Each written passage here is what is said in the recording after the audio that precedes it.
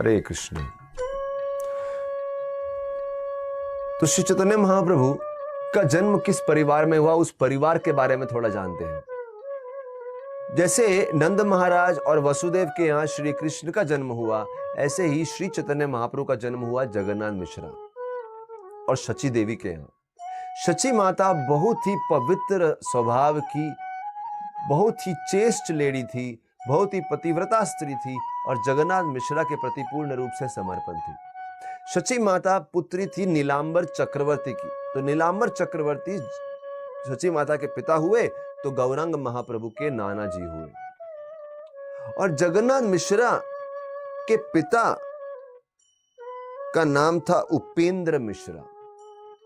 जैसे कृष्ण लीला में पार्जन्य महाराज थे जिनके यहाँ नंद महाराज का जन्म हुआ, उसी प्रकार से उपेंद्र मिश्रा थे और उपेंद्र मिश्रा के 7 पुत्र थे और उन 7 में से जो 5वें पुत्र थे जगन्नाथ मिश्रा, लेकिन वो पुरंदर, वो सब में श्रेष्ठ हुए।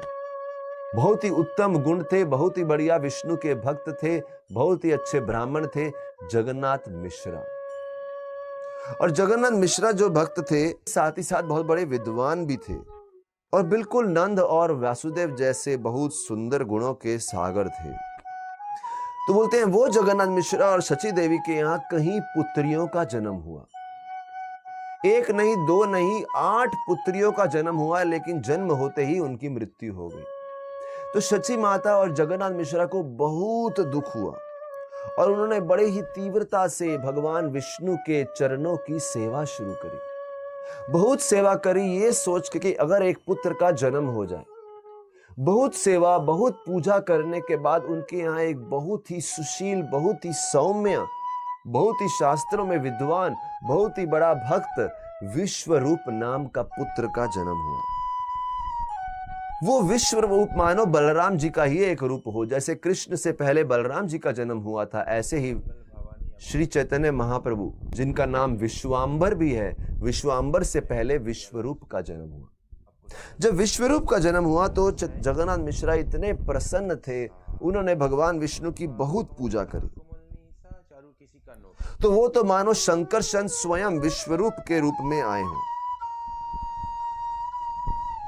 लेकिन जैसे जैसे समय बीतता गया, दूसरे पुत्र का जन्म का समय आया। तो जगन्नाथ मिश्रा और शची माता विश्वरूप को प्राप्त करके इतने प्रसन्न थे, उन्होंने गोविंद भगवान श्री कृष्ण के चरणों की सेवा और तीव्रता से शुरू कर दी। जब बहुत तीव्रता से सेवा कर रहे थे, तो जिस समय जगन्नाथ मिश्रा और शची माता एक स्थान पे सेवा कर रहे हैं, तो हम बताना चाहेंगे उससे पहले चैतन्य महाप्रभु के जन्म से कहीं साल पहले नित्यानंद प्रभु, जो कि स्वयं बलराम जी हैं, वो एक दूसरे स्थान पे जन्म ले चुके थे। लगभग चैतन्य महाप्रभु के आने से 12 वर्ष पूर्व नित्यानंद प्रभु एक दूसरे स्थान पे जन्म ले चुके थे और उनके 12 वर्ष की आयु होने के बाद वो तीर्थ यात्रा पे निकल चलते हैं। और नित्यानंद प्रभु तीर्थ यात्रा करते हैं। जब तक चैतन्य महाप्रभु अपने हरिनाम संकीर्तन का प्राकट्य नहीं करते, तब तक नित्यानंद प्रभु दूसरे स्थान पे तीर्थ यात्रा कर रहे हैं और वृंदावन भी जाते हैं। लेकिन उन दिनों में नवद्वीप में चैतन्य महाप्रभु धीरे धीरे बड़े हो रहे हैं, बाल्य लीला कर रहे हैं। और चैतन्य महाप्रभु के जन्म से पहले कुछ ऐसा विशेष हुआ कि जगन्नाथ मिश्रा ने कुछ देखा कि जब से शची माता के गर्भ में ये शिशु ने स्थान लिया है, जो उनका दूसरा पुत्र है, जिनका नाम विश्वांबर होने वाला है, जब से शची माता के गर्भ में उस शिशु ने स्थान लिया है, उनके घर में अद्भुत अद्भुत चीजों का प्राकट्य हो रहा है। शची माता को कभी कभी बहुत अद्भुत तेज दिखता है पूरे घर में। शची माता को कभी कभी बहुत सारे दिव्य लोगों की बातचीत सुनाई देती है घर में, क्योंकि बहुत सारे देवता भगवान श्री गौरांग की स्तुति करने के लिए, दर्शन करने के लिए वहां पे आया करते थे। यहां तक कि जब शची माता गर्भवती हुई तो उस समय जगन्नाथ मिश्रा ने देखा कि पूरा वैकुंठ धाम मानो शची माता के हृदय में प्रवेश कर रहा हो। और जगन्नाथ मिश्रा शची माता से बोले, पता नहीं क्यों नहीं, जब से आप गर्भवती हुई हैं तब से मैं जहां भी जाता हूं लोग कुछ विशेष प्रकार का सम्मान देते हैं, बिना मांगे मुझे अनेक उपहार देते हैं, अन्न देते हैं, चावल देते हैं, कपड़ा देते हैं, बहुत कुछ धन देते हैं, बिना मांगे बहुत सम्मान देते हैं। ऐसे लगता है मानो लक्ष्मी हमारे इर्द गिर्द घूम रही हो और हमारी सेवा के तत्पर हो। बात भी सही है, जब नारायण विराजमान है, जिनके गर्भ में स्वयं नारायण विराजमान है, अरे वहां पे तो लक्ष्मी सेवा के लिए तत्पर होंगी ही ना। इस प्रकार से जब जगन्नाथ मिश्रा ने सची माता को अपनी जो दिख रहा है उनको वो बताया, सची माता ने बोला मुझे भी ऐसा ही अनुभव, विशेष अनुभव हो रहे हैं हमारे घर में। तो जगन्नाथ मिश्रा और सची माता ने ये सोच के कि शायद विष्णु स्वयं इस घर में आए हैं आशीर्वाद देने के लिए, विष्णु की पूजा और तीव्रता से शुरू कर दी। लेकिन पुत्र का जन्म हुआ ही नहीं 9 महीने में। 10 महीने हुए, 11 महीने हुए, 12 महीने, 13 महीने हो गए, लेकिन पुत्र का जन्म नहीं हो रहा। वो चिंतित होने लगे और नीलांबर चक्रवर्ती से जब उन्होंने उनकी राय मांगी तो नीलांबर चक्रवर्ती ने ज्योतिष विद्या के आधार पर बताया कि अभी जो पुत्र जन्म होने वाला है वो कोई मामूली पुत्र नहीं है। सिंह राशि, सिंह लग्न, उच्च ग्रह गण के अनुसार सारे षड वर्ग और अष्ट वर्ग सभी शुभ स्थिति में है। इनका जन्म तो ये तो राह देख रहा है, वेट कर रहा है, प्रतीक्षा कर रहा है कि कभी सही प्रकार का ग्रहों का प्रभाव रहेगा।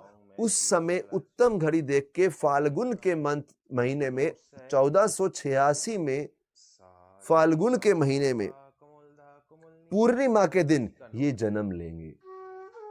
और वैसा ही हुआ। और उस दिन चंद्रमा ग्रहण लग गया। क्यों लग गया? चंद्रमा ने सोचा जब इतना सुंदर चंद्रमा रूपी सौंदर्य श्री चैतन्य महाप्रभु का मुखड़ा पूरी पृथ्वी को दिखने वाला है, पूरे समाज को दिखने वाला है, इतने सुंदर भगवान जन्म लेने वाले हैं, तो क्यों ना मैं छुप जाऊं। लेकिन भारत में ऐसा रीति है कि अगर ग्रहण लगता है तो उस दिन सब लोग जोर जोर से कीर्तन करके भगवान के हरिनाम का आश्रय लेते हैं। तो सब लोग गंगा जी में स्नान को उतर गए और पूर्ण समय गंगा जी में स्नान ही कर रहे थे और बहुत ही तीव्रता से भगवान का कीर्तन कर रहे थे, जो उनके आने का विशेष प्रयोजन था कि कीर्तन की स्थापना करना। जाने अनजाने में ये कीर्तन बहुत ही तीव्रता से हो रहा था। बोलते हैं उस समय नवद्वीप में ऐसा ऐश्वर्य था, इतना ऐश्वर्य था, लक्ष्मी और सरस्वती की इतनी कृपा थी। और हम देखते हैं जब किसी के पास बहुत धन आ जाए तो वो भगवान में धीरे धीरे रुचि कम हो जाती है, क्योंकि जो लोग बहुत दुखी हैं वो तो स्वाभाविक भगवान को पुकारते हैं, लेकिन जब बहुत धन आ जाए या विद्या सरस्वती का घमंड हो जाए, अहंकार हो जाए, तो ऐसे लोग सर नहीं झुका सकते। नवद्वीप में भी लक्ष्मी और सरस्वती की बहुत कृपा थी और उसकी वजह से कोई भी गीता, भागवत और कृष्ण भक्ति में पूर्ण रूप से रुचि नहीं लेता था।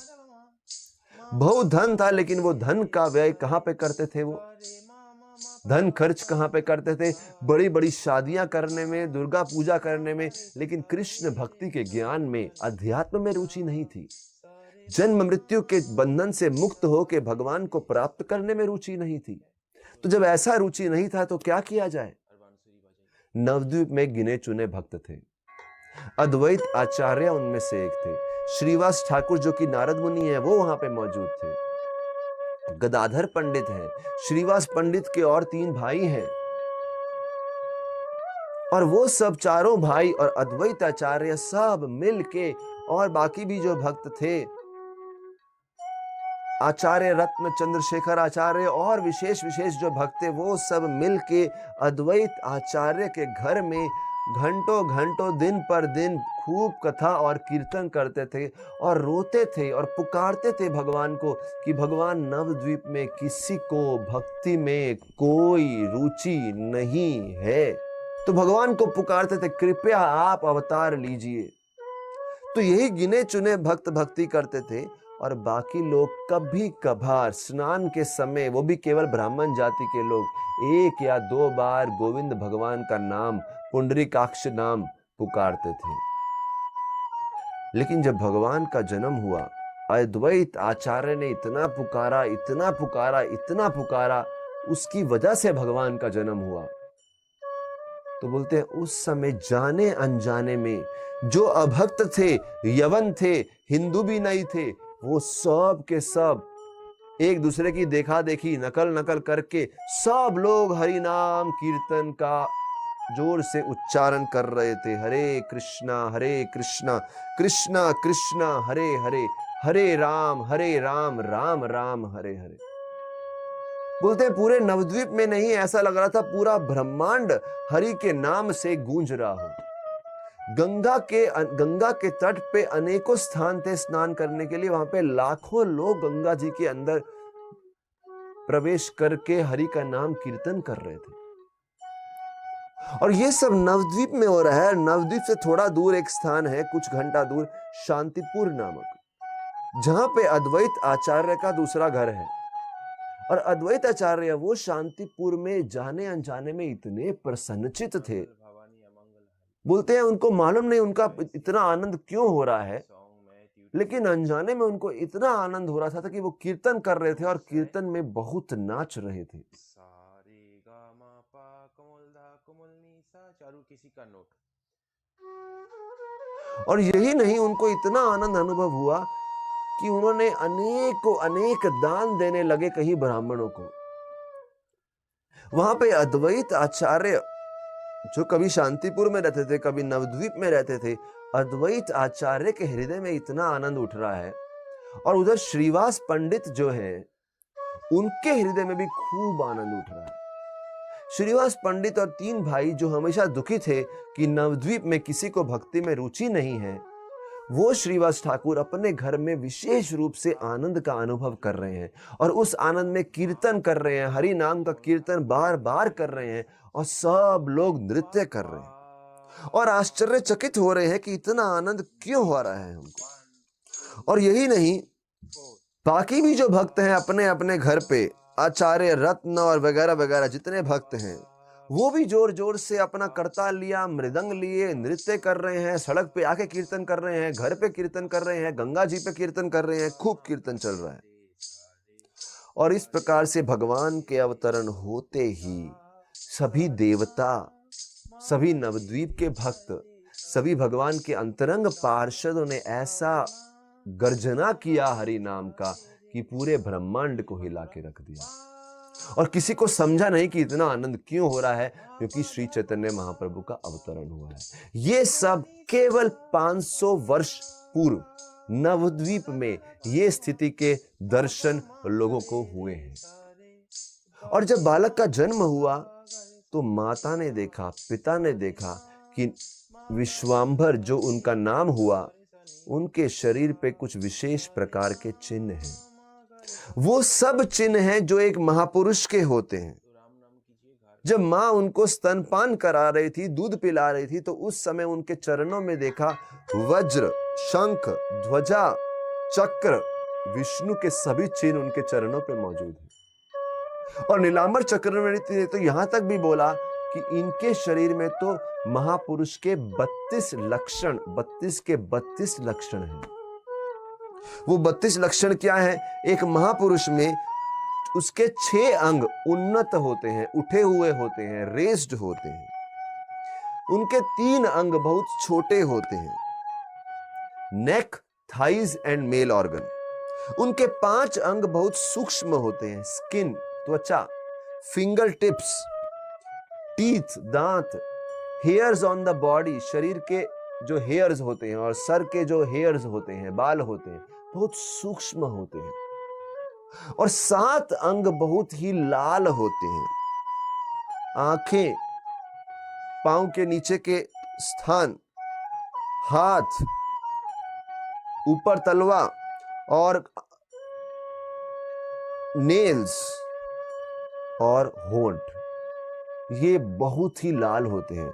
जिनके अंदर ये सब हैं और 6 उठे हुए होते हैं, वो क्या है? Chest, shoulder, nails, nose, waist और माउथ। बोले ये 32 के 32 जो रूप हैं हमको दिख रहे हैं इस बालक में, इसीलिए ये बहुत ही बड़ा महापुरुष होगा और पूरे बंगाल का नहीं, पूरे पृथ्वी का कल्याण करेगा। हरे कृष्णा। श्री चैतन्य महाप्रभु की जय। श्री गौरांग महाप्रभु की जय।